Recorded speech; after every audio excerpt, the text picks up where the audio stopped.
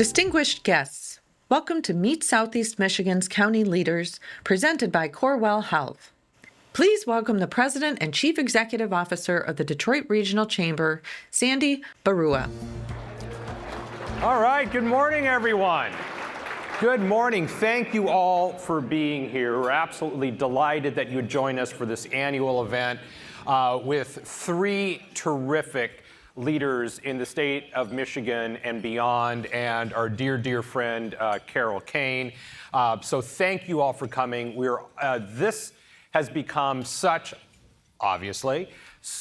a popular event, mainly because the three gentlemen that we get to feature this morning have done such a terrific job. And I'm going to talk about that in a little bit more in just a minute.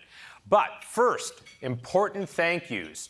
I want to thank our sponsors for today. All of our events would not be possible without the generosity of our sponsors: Corewell Health, Blue Cross Blue Shield of Michigan, the Detroit People Mover, the Regional Transit Authority, and our partners at Creative Day. So please, a round of applause for the people who made all this possible.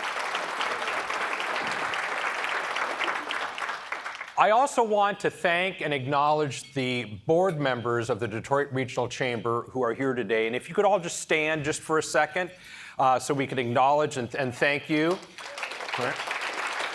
And I particularly want to recognize our board chair, Suzanne Schenk, and the chair of this year's Mackinac Policy Conference, Peter Quigley of Kelly Services.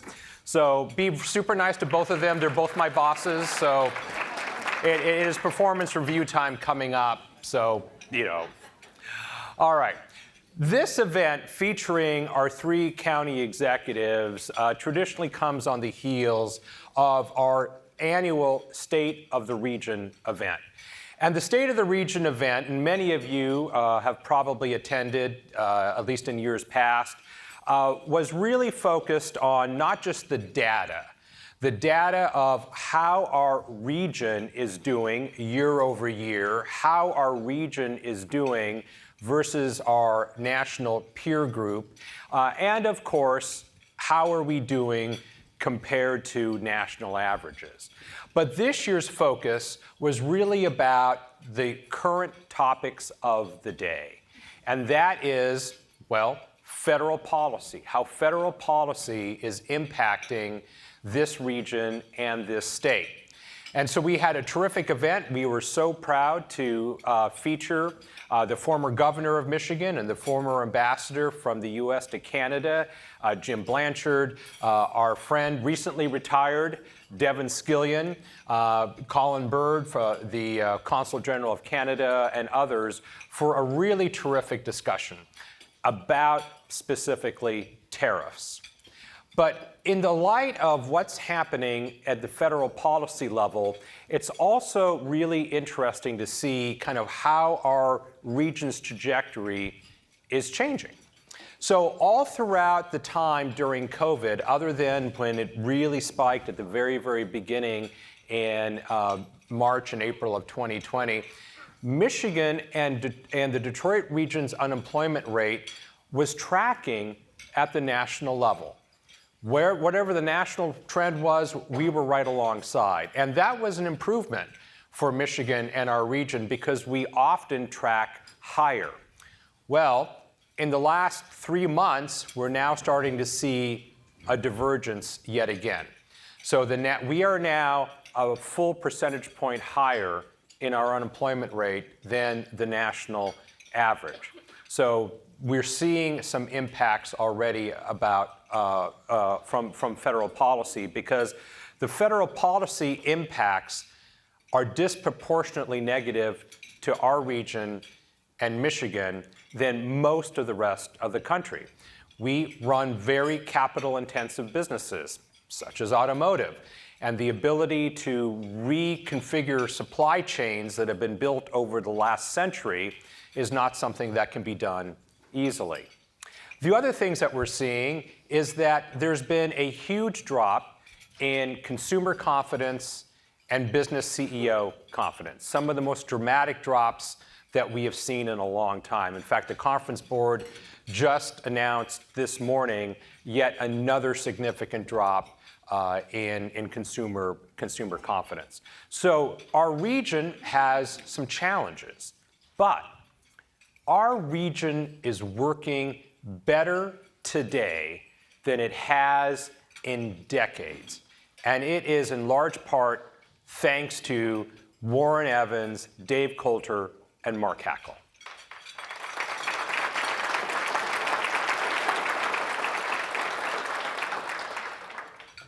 Warren has led this incredible turnaround of Wayne County quietly, efficiently, without fanfare.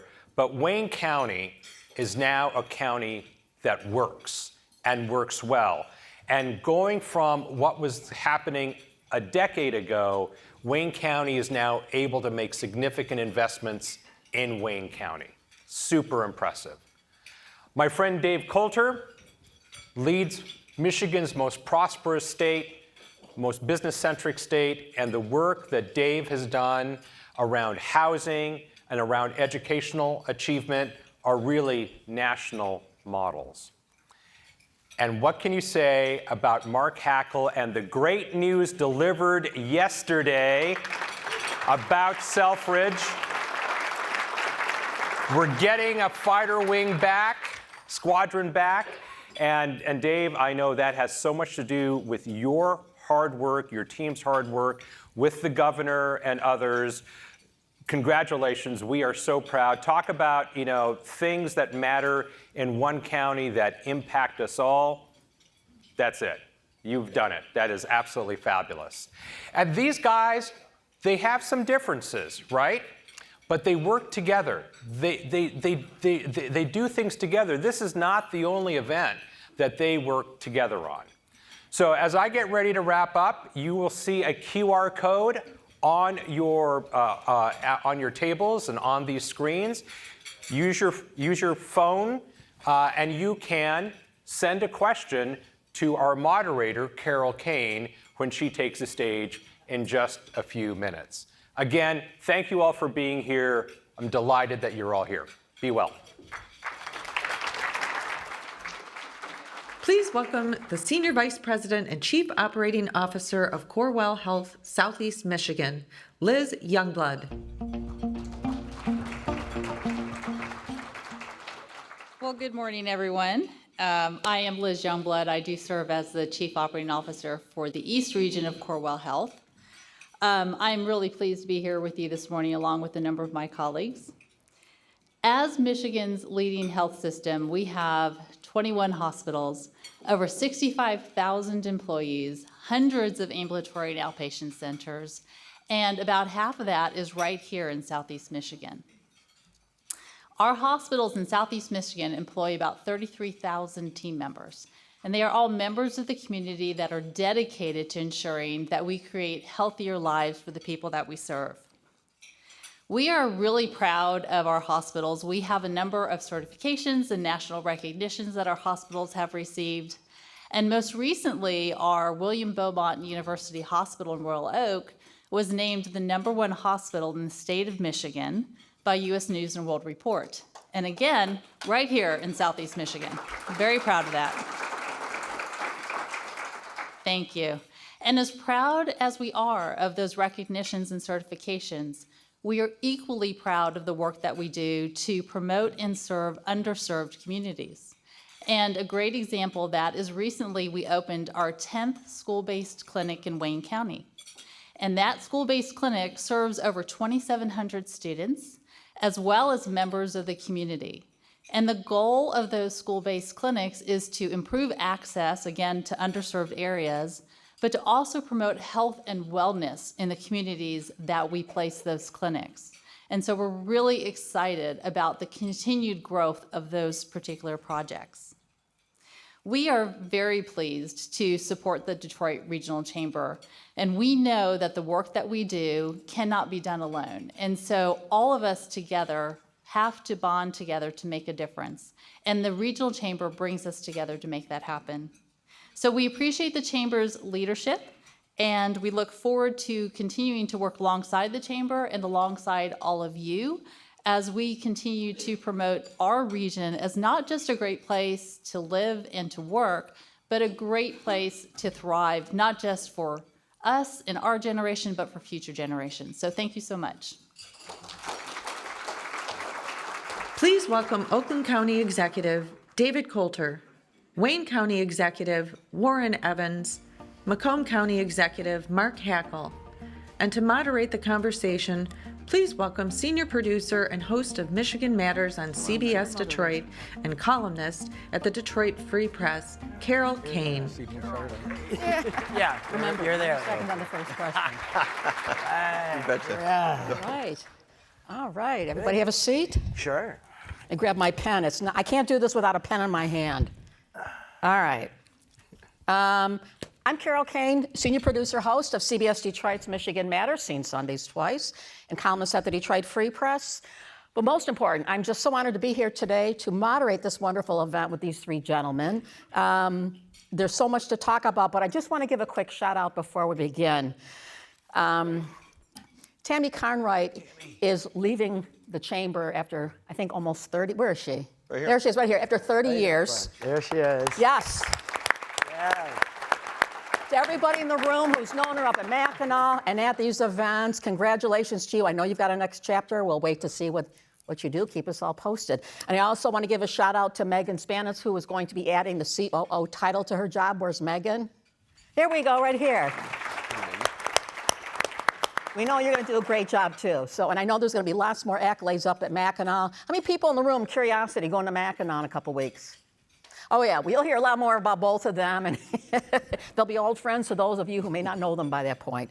So anyways, again, I'm so honored to be here today to moderate this event because these three elected leaders basically, do you want to say run the region or have a significant impact? Impact. Something like that. Okay. Something like that. So as there we go. We're a humble group. Yeah, I know, and we won't say who's the senior statesman in terms of time. I think Mark, in terms of serving up here in their I'm position. glad you said time, but I'm the senior one in terms of age. Warren, I was going to say I don't think anybody doubts that one, right, but Mark, I'm being funny. Warren and I are friends, so I understand. Let me just say this too. Ju- I was watching the Monitor earlier, and they had a piece about Mark Hackel on there that said he had not missed a day from kindergarten through high school. Now, Is that right? either that's a lie, or he wanted to get out of the house so bad that there needs to be some investigation into what was happening at home. Could I But offer anyway. another suggestion on that? Maybe his mother wanted him out of the house. He said, "Go to school, go to school." There is truth to that, too. hey, but I got to touch on it real quick. It's Okay. interesting enough, because when I did get that certificate, the final day I came home, my brother graduated the year before me. He was the all-A student. I was not. I finally had something to put on the refrigerator. I handed it to my dad. My dad looks at it. He applauds it. My brother, who was an attorney, looks at that thing, and he says, hang on a second. You mean you got a certificate for never missing a day of school, K through 12, and those were the grades you had to show for it? Yeah. Big brothers. And here we go. Thanks for bringing that up, And Warren. here we I'm go. traumatized Anyway, again. so Dave, anything you want to add about your primary school years here at the? I may have missed a day or two. Yeah, I remember missing a lot of school days to watch Bill Kennedy at the movies in the afternoon. I was skipping so much school. They pulled me aside saying, "Are you sick?" I'm like, "Oh my God, there's a John Wayne movie and I want to see." Well, in my high school, it was an unofficial day that you could skip to go to the opening day of the Tigers. So I don't know how you never made it to Tigers opening day, but they let you skip that. They like, yeah, but now, anyways. Well, we don't talk about skipping. That's a problem. Okay. In some school districts, but that's a whole nother talk show. Let's move on to the county here. 90 seconds or less. We met here last year, almost to this exact day, and talked about the county. If you can tell me in 90 seconds or less, and I'm going to time it out here, 90 seconds or less, how are things changed? I'm going to start with you, Dave. How have things changed in your county? How is it going compared to a year ago at this time? Well, you know, a year ago, we were in the middle of an election, a federal election, which has affected everything. And now we have a new administration, and I'm not going to get political about it, but it's a very different feeling. Sandy talked about consumer confidence and all that. Our CEOs and our businesses' confidence level is in the tank right now. They're really nervous about tariffs. They're worried about the workforce and getting talent. They're worried about whether they should expand. They had plans to expand, and now is that a good idea? They're worried about the stock market. So from an economic perspective, things are a lot more anxious. Before Mark, I'm going to come to you next just to kind of mix it up here. I want to remind everybody, I have, what do they call this thing? Slido, is that what this is called, Slido? So they're on the thing there, you can scan it and send in questions. I've got this here. We're gonna work on questions here as we go through. So send your questions in and we'll get to it. So Mark, Yeah, first and 90 foremost. seconds or less about Macomb County. How have things changed besides yesterday's announcement? How have things changed from a year ago? Yeah, that one's obviously a standalone, but we also changed the, we're working with Google, changed the name of Lake St. Clair. It is now the Gulf of Macomb. Right. Very good. Sorry, I couldn't help it. He was just here. I couldn't help it. It was fit.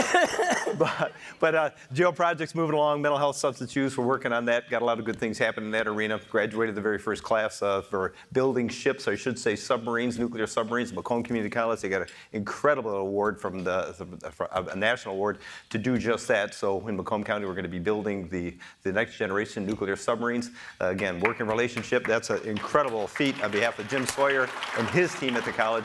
But a lot of good things, and I think we got road funding coming our way as well. Okay, we're going to talk about all that. 90 seconds. You bet. All right, Warren Evans.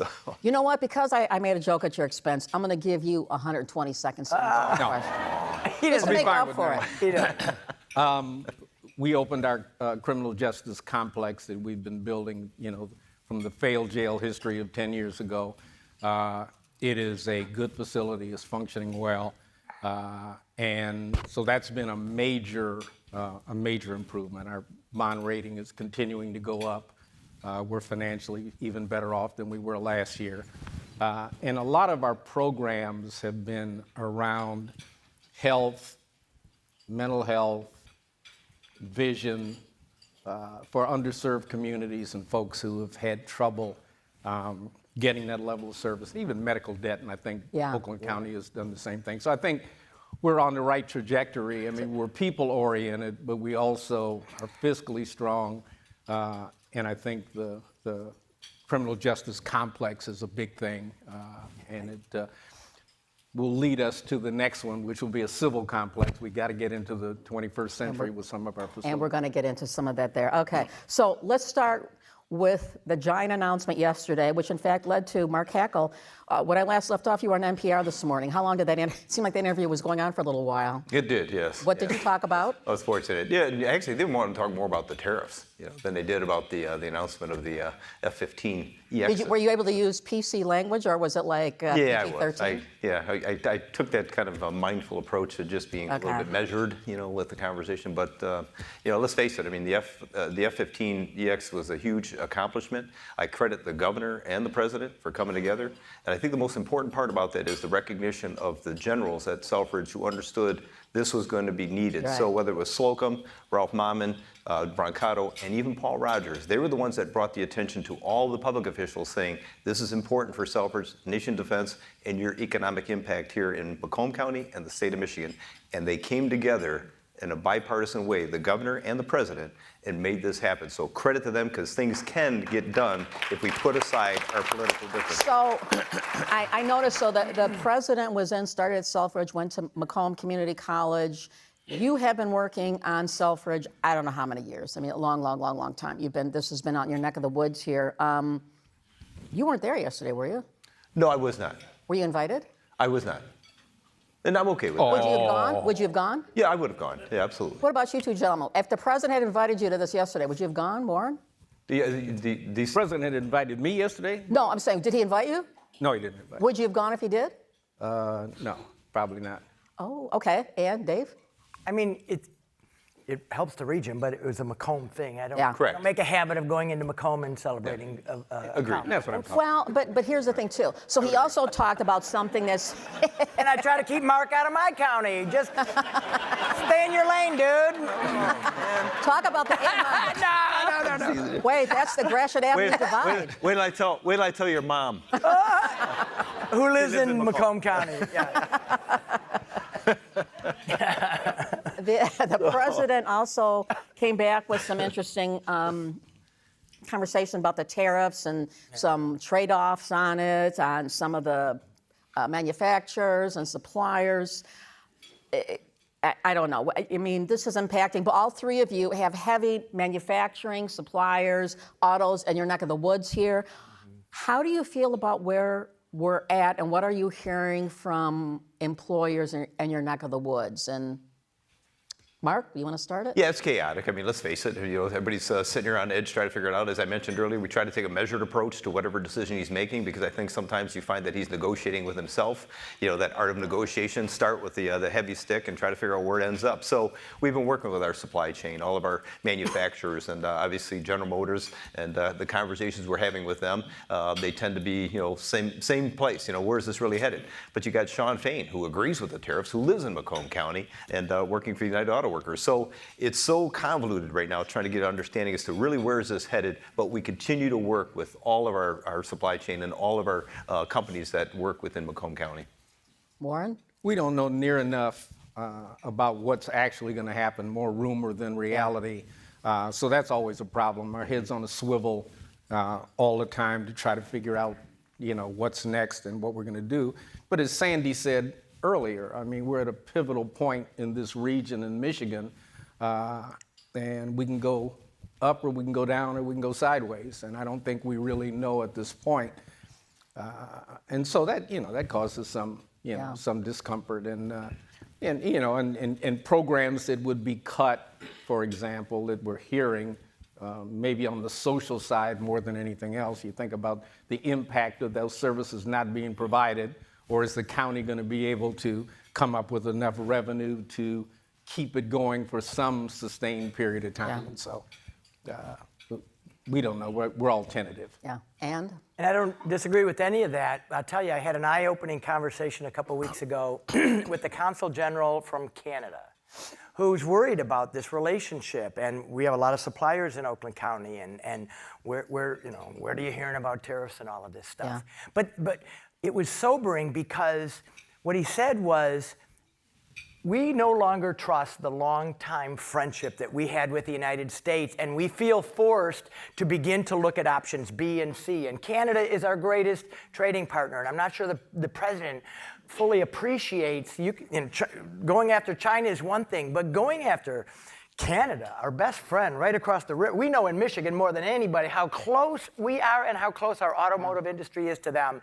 And they are struggling and actively looking at ways to circumvent tariffs and other. so Donald Trump called Mark Carney, Canada's prime minister, who won a election yesterday, shockingly was behind 20-some points just a couple weeks ago, to congratulate him. Given how critical Canada is to Michigan, to this region, with manufacturing, with healthcare, we've got healthcare workers here. We're coming back and forth. I mean, there's so many different tentacles and all this stuff. Warren, let me ask you, with healthcare, and you've got a lot of healthcare representation too in Wayne County, how confident do you feel about the Canada relationship? Again, not from what is taking place in Washington's one thing, but how it's translating here, in the hinterlands.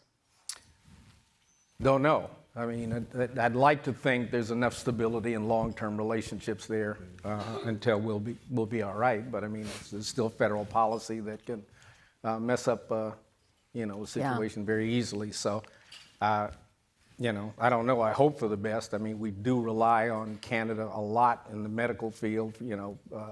Medical workers, nurses, and others that come back and forth across the bridge. I don't know. I mean, it's again, limbo, at least from my perspective. Right. So let's talk about the one topic that comes up every time we get together, that being regional transit, which is important. Yeah, some are applauding, or some are saying, rolling their eyes, saying, oh, no, not again. We're still talking about it. There you go.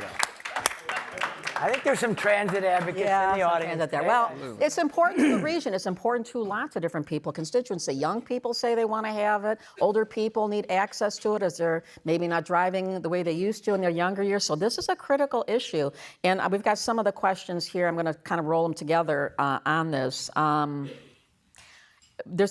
is only so much. There's only so many dollars available for things. So transit and road funding seems to get put together in the same pot. We know this governor has been about fixing the damn roads. She ran for office one. That's been her focus. Obviously, she's going to leave after this year, so maybe that will change the conversation. But for right now, road funding, I know this is important to you. We've talked about this. Let's start with road funding before we get to transit. Road funding, quick thoughts about that, where we're at, what we need to do. And there's questions here about Lansing. Have you gone up to talk about this?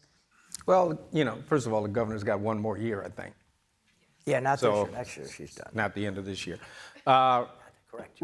Road funding Did I say is this year? road funding. Oh, no, is, no, I meant next year. Yeah, Road funding is critical, and part of the problem is the formula by which it's done. I mean, we know we need an influx of money. There are bills that purport to do that, but the real reality is Act 51 is 76 years old. The formula for roads 76 years ago should not be the formula for roads funding now. It doesn't, it just doesn't. If you look at some northern counties, if you figured out the formula, you understood it well enough to know how much money per resident is used for roads. There are counties where it's over $1,000, and I think here we're all within $16 of each other, about $176 per person. I mean, there's a big difference. There is no formula for the numbers of lanes. It's the length of the road, and so it is very flawed. And if you use the same formula, even if you come up with additional money, it's still going to be flawed. We need to fix Act 51. Mark? Yeah, Warren's right. I mean, if they could make that fix, I just don't know that's going to happen with this legislature. The linear versus lane miles is a critical issue with Act 51. But I'm going to tell you, I'm very encouraged by what we've been hearing so far. And I think this is going to be resolved, by Hall, Nesbitt, and the governor. And I think they are working together to do just that. As the conversations I've had, I'm telling you, I've never been so inspired by the reality that we're going to find local road funding. And I do believe it's going to be outside of Act 51 formula, adding an incredible amount of support for counties and local municipalities. So again, credit to the governor for having these conversations once again with a bipartisan approach. I think they're finally going to get somewhere before the end of this year. And I would agree. Dave, anything to add? I want what he's drinking because I'm not as optimistic.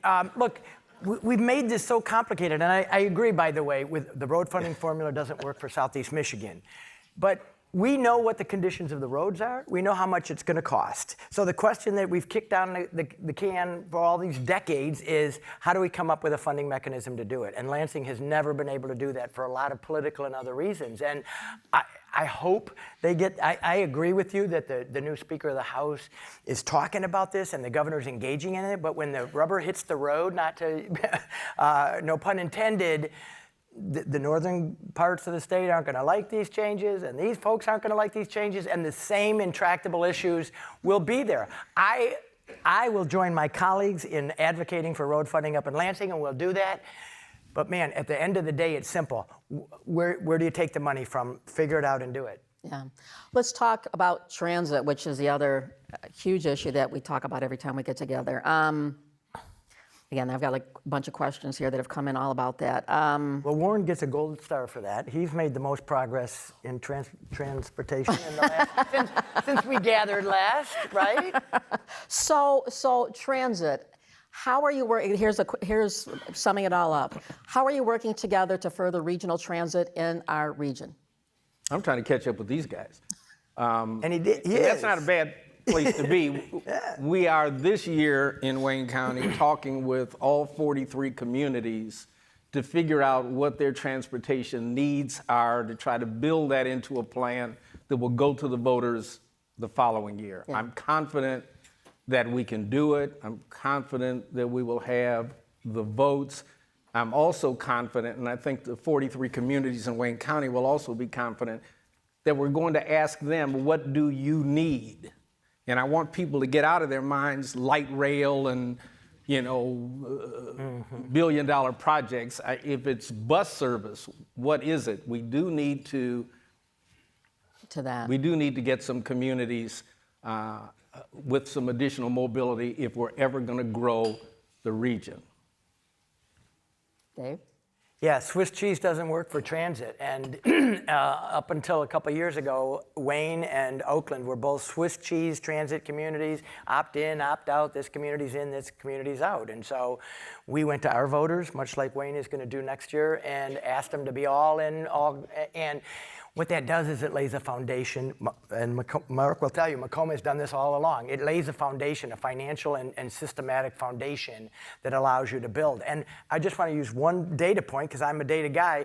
In western Oakland County, where there were communities that weren't big fans of this, they've seen their ridership in local transit increase 60% just this year. So when you build it, people will come if you do it well, and as Warren is so critical about, you go to the local communities and say, what works for you? It might be different than what works for this community, but if you do it that way and you take the time to do it, you can increase ridership all over the county and region.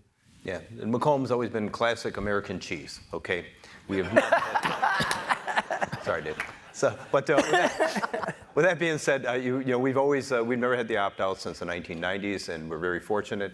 But we got to remember, and what people need to think about is, the step one is your board of commissioners going to put this on a ballot as a proposal for people to vote on within your counties? And so, if there's this question about add-ons or incredible cost increases, I'm going to tell you, I'm looking at our board of commissioners. There's that likelihood they will not, as Warren had mentioned. You got to be careful, because if we're talking about pie in the sky, and you're talking about huge investments, and it's going to cost an incredible amount in increasing people's taxes, it's not going to be put on the ballot for people to even question, because commissioners will make that decision themselves. And we in Macomb County are fortunate, because all of the municipalities have direct connection with our smart system, the provider. And so they are talking to them, whether it's in the north part, about community credits, what works best for them, as well as the established routes that we have more so in the south end of the county, in the middle portion of it. So we have great working relationship with SMART. They've done a great job of providing the services and working out with our communities within Macomb County. There. There they are. They do a great job. Let's just say, for the sake of conversation, let's look down the road a little bit here, no pun intended, on this transit thing. Let's say you've opted out, everything's gone, everybody's on the same level playing field. Each county has unique needs. Each county has unique populations. So how do you design something that balances local differences while delivering a connected service? Is there any conversation given to that yet, or is it just... I'm going to hit on that, and I'm going to say that because I think we need to be very cautious about even going down that path. And I say that for this reason, as Warren just mentioned. They got to establish that connectivity throughout the entire region. The minute we do that, then we can start looking at it and make that assessment. If we start talking about that right now, it's going to cause a problem for Warren Evans to even get that passed through Wayne County in totality, because people are worried about what we're doing next, what might be happening, how much more is this going to cost us. So you need to be very cautious of that. I would discourage that type of a conversation. Sure, there are many options that we could look at down the road, but you better be very specific on what it is we're looking to do and what the cost of what that is we're going to do is going to be for each taxpayer. This is obviously a powder keg conversation that's gone on. How do you feel the same way as Mark does about, let's not talk about looking down the road here, let's just wait until things are done with Wayne? No, and I understand what Mark's saying, and he's in a very different environment politically and geographically than I am. But we have started to talk about what would be next in Oakland County, and what we started to talk about is something up Woodward Avenue. And we're not talking light rail or something really expensive, but something like bus rapid transit, which is as fast and efficient as a train, but it has a dedicated lane, and it has lights that are timed so that it just keeps moving as quick as a train could. So we are actively exploring what we could do to bring bus rapid transit or some other kinds of transit services from downtown Detroit, ideally, to Pontiac. And if we could get it out to the airport, it would make my residents really happy. So I'm not putting putting any pressure on Warren, and I get what you're saying, Mark, but we have had those conversations, and we're trying to figure out how to get. Yeah, and let's not lose sight of the fact that we have to kick this argument, this discussion up a notch. The reality of the salvation of many communities is going to be that you have mobility to get to the city of Detroit or to get to other places. The only thing, many of those communities that are dying on the vine, I won't say many, but some, is there's good housing stock at affordable prices. But young people are not going to move there if they don't have the ability to move around with some transit system. And so it really supports growth, and it supports a number of things that are really important. So I mean, I think we got to think about that. The economy changes, things change, but what's not going to change is, and I can't believe it, I was wrenching cars when I was 14 years old and enjoying it, but I mean, there are young people who do not want to drive. They do not want a car. They do not want a driver's license. But they want to be able to get downtown. They want to be able to get from one place to the other. And transit, whether it's bus or whatever, is a key ingredient for them to put together and say, hey, I'll move to that city because I can afford a house there and I can get where I want to go. Yeah. One thing that is changing is federal funding at many levels, and there's a bunch of questions here about that. But let's just real quickly, as the seer of your county, with potential cuts in funding of various programs, gap funding, other things, what is it that each of you is doing to continue funding things like roads, mental health, and the such? I'm praying. Pardon? I'm praying. Oh, okay. Say that loud. Yeah. Yeah. Amen. And now, seriously, is there anything that you're looking at, or are you worried about anything? Carol, I asked my team to put together a list of all the federal funds that we receive. We did it at the beginning of the year because we're trying to figure out where are we vulnerable, what could be pulled, what could we be in jeopardy of having to fund ourselves. It's a long list. Local, state, federal governments are very intertwined. So I got the list, but I don't have a solution for everything that we might lose from the kind of the chaotic conversations that are happening. So you try to prepare for what you can. I don't know about my colleagues, but here's one that popped out of nowhere. 2 weeks ago, we were told that $3.5 million that we use to put nurses in nursing homes to prevent infectious disease spreads was being yanked that night. And the next morning, we had to call 6 nurses and say, don't go to work tomorrow. We no longer have funding for you to work in the nursing homes. I didn't have that on my bingo card. So, and we're scrambling to try to replace those services. But man, I think we're all kind of in this. We know where we're vulnerable. I don't know how to solve it. Wayne County is a little bit different because you have the city of Detroit, which is the 600-pound gorilla, and we compete quite often for funds, whether it's mental health, physical health. So the competition is bad. We ought to have one theme. What do we want to do in Wayne County? And Detroit's a part of Wayne County. And let's not be up in Lansing lobbying for money separately with a turf war as opposed to going united and ask for it. That'll fill gaps that aren't covered now. I mean, that's just bad policy. The city of Detroit is the only city in Michigan that has its own health department. There's a county health department. They say they talk to each other, but they don't. They compete for stuff, and so we have a haphazard system in the first place. I would like to see the system fixed and then figure out what revenues we need. And I think we would do better, so when it comes to cuts, we would have less. Mark, this is an important question, so. Yeah, there's no question. I mean, you stop and you think about it, everybody talks about, we've been fortunate, the funding that we've gotten from the federal government, even the state, but that's coming to an end. I think we're going to start to see some more challenges, and they're going to be dealing with challenges within their own budgets. So what we've done is we ramped up with our nonprofit organization, Advance in Macomb. I got to tell you, they're doing an incredible job of trying to figure out not only how do we support some of the nonprofits in dealing with those areas that we're seeing the lessening of funding, but they're also enhancing the number of nonprofits we have in areas where we've never really addressed before. So we got a great team over at Advancing Macomb right now that is trying to figure out how do they get that geared up to deal with some of the conflicts or issues we're seeing with the lack of funding coming our way. We've got a bunch of political questions here. You can clap if you want. Go ahead. Must be Advancing Macomb. It's the Macomb table. So let's switch gears and talk a couple minutes about politics. There's a bunch of questions here about that. We know there's a mayor's race in Detroit going on right now, and that may not seem important, but ultimately it is. The city has benefited from having Mike Duggan, somebody who's been business friendly, former CEO. As the city looks to the next mayor, how important do you think things are like having a focus on attracting business, having a business-friendly environment? How important is that as it impacts the region? Listen, we all have, you know what, I apologize, Warren, we all have, you know, unique municipalities or communities within in all of our counties. And, you know, you have little downtown areas, but let's face it, Detroit is without question the urban center of the region. And so, you know, if Detroit fails, it's gonna have a huge impact on all of us. So that business-friendly nature that we have seen coming out of Doug's administration has been incredibly helpful to the entire region. And so whoever the next mayor is needs to be very focused on that as well, but also making sure they're connecting with the regional partners to have these dialogues and discussions, because there's been many things that have happened to the city of Detroit, and there's been a lot of involvement from the various counties in some of the things that were going on. So again, they need to make sure they're going to continue that legacy of business-friendly nature in the city of Detroit, because it does have an influence on all of us. And leadership is much different than activism.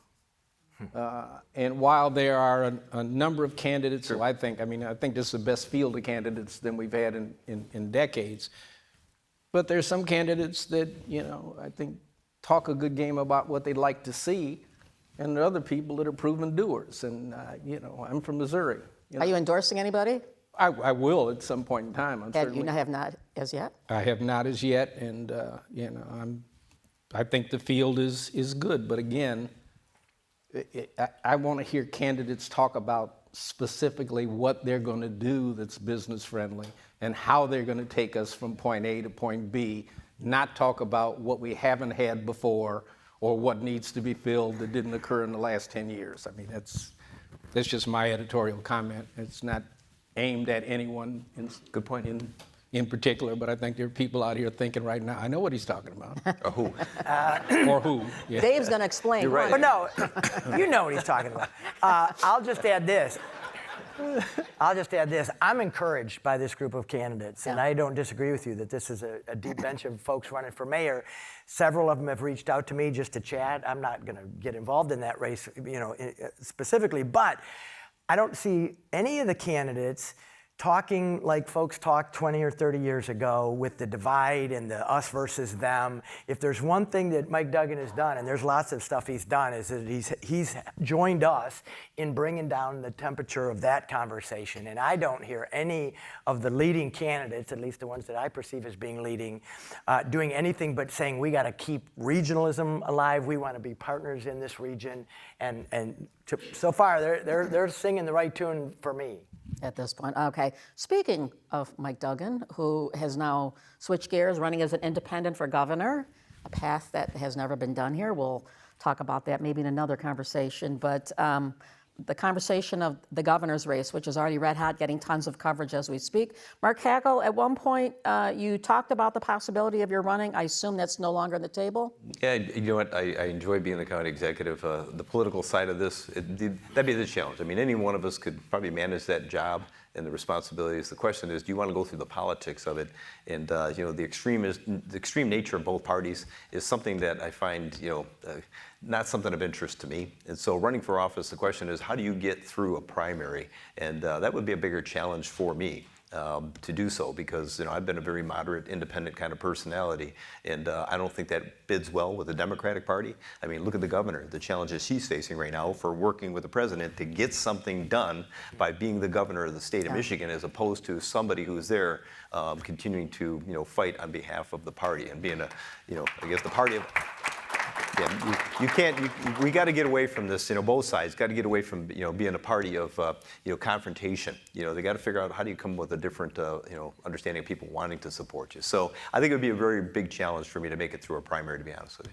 Warren, there's many people who were quietly hoping that you might consider running for governor. They saw the amazing job you did in Wayne County, turning that around, taking it from grips of close to bankruptcy into this positive environment, financially speaking, that you have done. And I know you thought about it for, I think, maybe 10, maybe 15 seconds before before you said not even no, a heck no, maybe stronger words than that, but you said no. My question is... You meant Detroit, right? Mayor, not governor. Oh, yeah, no. But some people wanted you to even talking about governor as well. Would you have thought of, are you going to be Wayne County executive? Are you planning to run for anything else here at this point? His life. Yeah, run for my life. I've been doing that for 30 years. No, I'm comfortable where I am. I enjoyed the job. And while the chemistry is the way it is, I think that's when you stick. I don't think it's an independent decision to try to do something else and create a different chemistry. Yeah. Regionally, we've done very well. And to break the team is not probably the best idea. Dave Coulter, I don't know, when are you up for a re-election next time? I just got re-elected last November, so okay. I got 4 more years. So, looking future prospects, anything for you? You want to stay Oakland County executive, or are you looking... Notice she didn't say anybody's been talking about me. I'm a journalist, I'm a realist. She's a realist. I'm keeping it real. Look, if there's anybody out there with 7-figure checks that wants to talk to me about what my future could look like, let's have breakfast. I love my job. I love working with these guys. I love the work that I get to do. I never expected to be mayor of Ferndale. It was a convoluted process that got me there. It was a bit of a convoluted process that got me as county executive. I happen to be a spiritual person that believes that the universe puts you where you're supposed to be at the right time. So I try to stay out of my own way and just say, I love what I'm doing, and I'm not being diplomatic about that. It's the truth. The future will be what for you. It'd be a pay cut, by the way. Him too. For you, it'd be a pay cut. That's true. Not me. That's true. Sorry. And we're still underpaid. And we're still underpaid. Not that I've been looking. Google it.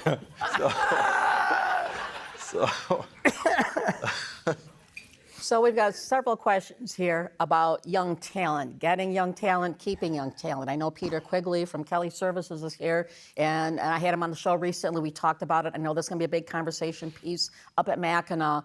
It's a critical issue, and I've got, again, a couple different questions about that. What are y'all doing, just real quickly, in your county to help attract, keep, whatever, on young talent? And what we're doing, and I just met with Pete, and we had a great conversation. We're going to work closer together on this. It's huge, and this is everywhere. Businesses need talent, and we need people to stay in the region. One of our big initiatives is to get them the skills they need so that for the jobs of today and tomorrow, they actually have the skills. High school ain't cutting it anymore. So we need more of our adults to have post-secondary degrees and certifications. And I am proud to announce, since last year, that we started at 61% of our adults that have that. Our goal is to get to 80% by 2030, and this year we will hit 70%. So we are moving towards getting our adults what they need to get those jobs and to give our businesses what they need for the talent that they need. Young talent? The other side of that, yes. I agree, we're putting money in workforce development, we're doing those things, but also retaining the talent in county government and getting diverse folk into county government and getting a diversity of age and experience. That's what I enjoy the most with the job. And I think we put together an outstanding team. Many of them are here. And I think the reason they perform well is because of that diversity. When we sit down and make a decision about something, we're actually hearing the voice of just about everybody in the county. So when we make a decision, you don't usually step in the bucket. Mm-hmm. You make one that makes sense, or you know who you need to go lobby before you go forward. And so I'm not going to be doing this forever. I will probably one more term, but at the end of that, county still needs to go on, and there needs to be a system of leadership in the county that can continue to carry things forward. And so, I think we're doing that, and that's something I'm proud of. Yeah, we have historic high numbers in our workforce, yet there's 40 plus thousand jobs available in all industry sectors in Macomb County as we sit here today, and the question becomes, what have we been able to do?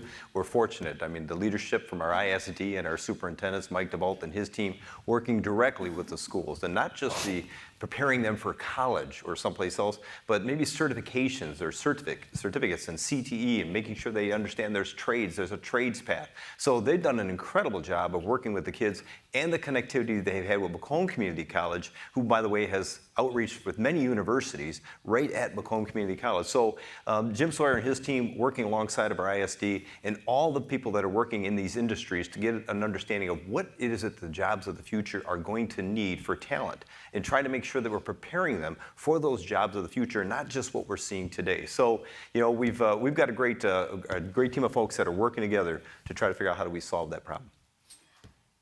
A couple questions here about the Senate race that is going on again. Another one next year, but already sucking oxygen out of the room as far as coverage already here. You all need relationships in D.C. Obviously, Gary Peters is leaving. Somebody else will have that job. Your thoughts about the early candidates in the field so far? Well, I'll jump in because 2 of the 3 candidates that are in so far are coming from Oakland County, and it's caused a real domino effect because Mallory McMurrow and Haley Stevens, and so as they vacate their seats, now everybody, in the political world, everybody's lining up there, and it's caused quite a thing. And I like them both, and I think they would both do a great job, and we'll see where that goes. And I had a great health director until he just left and signed up for the race, Dr. El Sayed. Yeah. I think he's a great candidate. I think he's demonstrated, at least his work with the county, that is concerned for people, is concerned for creating excellent programs is something. So that's my horse, and I'm riding him to the end. Yeah, first, Dave, that would be a pay increase, but I do want to say, first off, and when you think about Gary Peters and Debbie Stabenow have been incredible support when it comes to agriculture in Macomb County. I mean, she was there for that and very supportive. And Peters, boy, I'll tell you, with our defense industry and the support we've had throughout the entire region, even the chamber. I mean, I got to say, Sandy, Tammy, thank you for the work you've done for the defense industry and beyond. But Gary has been an incredible asset for Selfridge. And if you remember the strato tankers, the refuelers, they were going to go once upon a time, but he worked with the Biden administration to make sure that that was a replacement, and Northern Border Security Facility. So we're losing 2 good people. But Alyssa Slotkin, I've had great conversations with her. She understands defense, automotive. She's been supportive. So the next person coming in, I'm hopeful, has that same mindset and understanding that no matter who the president is, and no matter who the governor is of the state or the county executive, that you're going to work with us to try to figure out how do we get things done, because we've been fortunate to make that happen over the years with the people we've had in Washington. Yeah. So I'm looking forward to having conversations and seeing who the people choose for that. And I know we don't have a lot of time here, but just real quickly, I know the importance of affordable housing, which is, you cannot say enough how important this is and what the tremendous need is here. And is there one thing you can mention about your county and what you're doing in this? And again, this is another one of those 90-second type answers. So we're in the midst of a study right now led by our health department, our Health and Human Services, Andrew Cox. So people were encouraging everyone throughout the entire county to get online, give us information. We're going to compile that data and find out throughout the county where are some of the challenges, what do we need to do, and work with our local cities and municipalities to try to figure out how do we provide better opportunities for people that need affordable housing. So that's happening right now. People living in Macomb County, please check out our website and please add value to that survey. Yeah, we're making significant investments too in affordable housing. We've reinstituted the Wayne County Housing Commission, networking with a bunch of entities to try to do that. And we've put significant affordable housing online in the last year, and we know we need to step that up. You only need to get on a plane and go to Seattle or Austin and see the tent cities as soon as you get off the airport to understand how important affordable housing is, and you can't get too far behind the 8 ball or you can't catch up. And so I think we all feel very strongly that there has to be more affordable housing, and I think we're doing the things in Wayne County that's necessary to kick that up a notch. It's really critical. Oakland County is an expensive place to live, and we're starting from scratch because we don't have a history of building affordable housing in Oakland County, but we do now. And we put, working with our commissioners, we put $20 million into a housing trust fund to help incentivize developers to build more affordable housing in Oakland County. And we've already done close to a dozen projects, and we're going to do more. We're adding hundreds and hundreds of units in Oakland County of affordable housing because it is critical. But we're starting from behind. But we have a commitment to spend on what we need to do to get more affordable housing. It's so unaffordable. That's why his mom lives in Macomb County. Make Macomb your home for business, right? Send your mothers my If I can have a quick show of hands. We will love your mothers. If I can have a quick show of hands, how many people run a small business here? If you can just raise your hand if it's a small business. Okay, so real quickly, with the tariffs and everything else and the financial pressures and tariffs, yes, yang, whatever, inflation, whatever, is there one thing you can mention about what your county is doing to try to offer some relief to these small businesses or are gearing up, prepared to do? Yeah, we created Oakland Thrive. If you haven't heard about it and you run a small business, go to oaklandthrive.com because this is our business navigator support for our small businesses. You can get support from finding capital to media to social media to whatever it is that you need, you can get at oaklandthrive.com. Wayne Entrepreneurs is one of our programs that helps to small businesses provide healthcare services for their employees at a much reduced rate. We have a business hub where young entrepreneurs are coming together to get additional resources, funding, those sorts of things. So he's a better salesman by name for the programs. Next time I'll have flashcards. But yeah, but we are working very diligently in that space for sure. Mark? Look at my flashcard.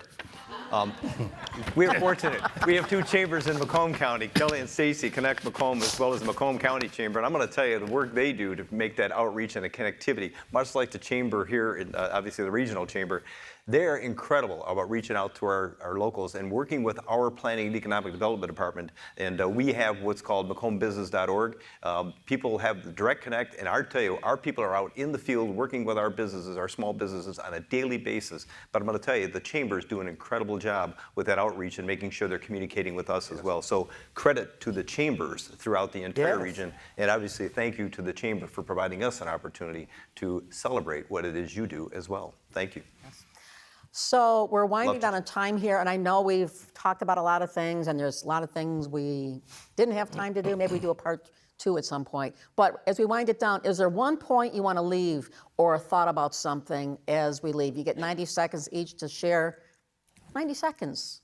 Mark. Yeah, I'm just going to go back to what just happened yesterday. And again, it's getting rid of this mindset, far right, far left, and trying to figure out, how do you allow public officials to get elected into their positions to do what it is the people ask them to do, as opposed to sit there and continuously, be a party of opposition. The governor herself needs support to get things done in Lansing, and she's going to need some Republican votes. And so for someone to be critical of what she just did to support what Trump just did on behalf of Selfridge Air Base, I just don't understand that, that level of tolerance.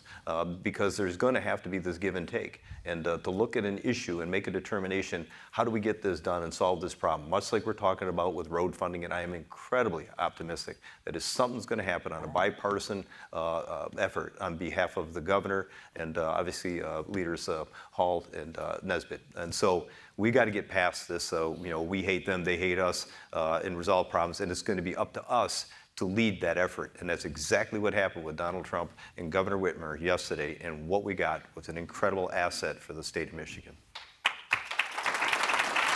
And I want to encourage, if you didn't see the Free Press yesterday, Mark had an op-ed about this, about the two of them coming together, and just what you said here, very nicely said. So kudos to you on that. So Warren? Road funding, I agree with Mark. I think there's good movement. I have a feeling that we'll get somewhere. And the big issue for me for the year is clearly going to be transportation. And so, we've got 43 communities, and we're going to sit down with all 43 communities until we work through concerns and issues. But I mean, I think it'll all be worth it in the end. And if we can tighten up our network of transportation, I think it'll bode very well for the economy of Wayne County for years to come. And I think it's really important. Dave? This is cool because I rarely get the last word with these two. So I'm really excited about something that hasn't come up today. If you go to downtown Pontiac, to that old Phoenix Center that's been a decaying parking deck for the last 15 years, there are cranes taking it down. We're going to take down the Phoenix Center. And it's underway, and we had a groundbreaking last month, and we're going to open up Saginaw Street, and we're going to move my office and 700 other Oakland County employees to downtown Pontiac. We're going to refurbish 2 buildings. We're bringing developers with us that are excited to invest in downtown Pontiac, and I am super excited and optimistic about the future of downtown Pontiac, and I'm excited to be a part of it. Yeah. And on that note, I want to thank you gentlemen so much for taking time to talk about these important issues, because regional cooperation, which has gotten stronger, it seems like, in recent years, and it's gotten bigger and bigger, and more getting done with obviously the announcement yesterday showing true cooperation in an interesting way. It's good just to hear the inspiring stuff that is going on out there and the challenges that we have, because we know there are always challenges, particularly with this big a region, with this diversified audience and population, and what the needs are in respective communities. So it's great to hear all this. So I want to thank you all. And I also want to thank Corewell Health for sponsoring this, and Liz Youngblood and her team for being here and sponsoring this, and to the Chamber for putting this together. Sandy, am I leaving anyone out? All other sponsors too. And oh wait. you. Oh yeah. You, Oh, thank myself. Oh wait. Blue Cross Blue Shield, you. RTA, and I can't read the third. What's that last one? Oh my God. Corewell. After RTA, what's that say? Creative Day. Creative Day. Okay, I'll take your word for it. So, thank you all. Safe travels back, and have a great day. Thank you. Thank you, Kara. Thank you. Distinguished guests, this concludes our program. Thank you for attending Meet Southeast Michigan's County Leaders, presented by Corewell Health.